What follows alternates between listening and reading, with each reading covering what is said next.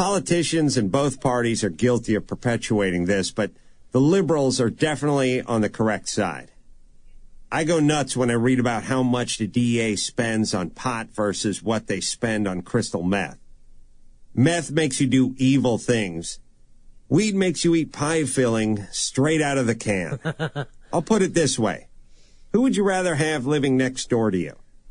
A bunch of fish heads or a bunch of meth heads? The first group might keep you up all night with a 25-minute guitar solo, but the tweakers are going to steal your stereo, pawn it for meth money, then microwave and rape your cat.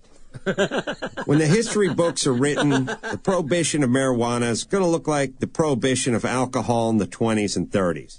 Our grandkids will think we were idiots. There was an ad that came out shortly after 9/11 saying that if you smoke marijuana, you're funding terrorism. No, the fact that the government made it illegal funds terrorism. They created a black market. I can't believe it's 2010 and we're still arguing about this. It should have been legalized in the early 70s. We could have generated millions of dollars in tax revenues and saved billions of hours arguing about something that's not intrinsically dangerous. Here's my philosophy on pot in a nutshell. The people who smoke pot will continue to smoke pot, legal or not. The idea that the second they decriminalize marijuana, my dad's going out to buy a bong and a hacky sack is insane. As a parent, I would prefer that my kids didn't grow up and smoke pot. But I would also prefer that they didn't eat chili burgers, ride motorcycles, smoke cigarettes, drink hard lemonade, or play with samurai swords.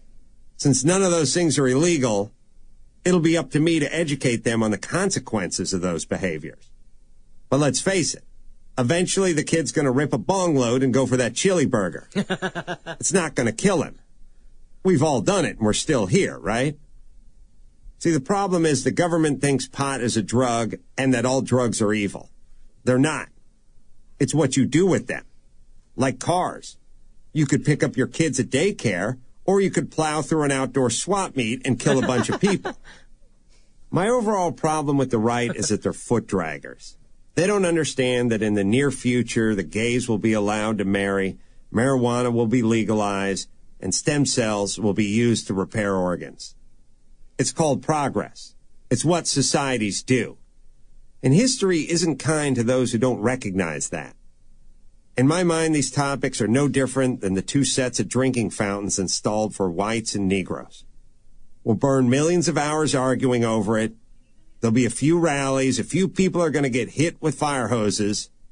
And 25 years from now, magically every politician will have been for gay marriage back in the day.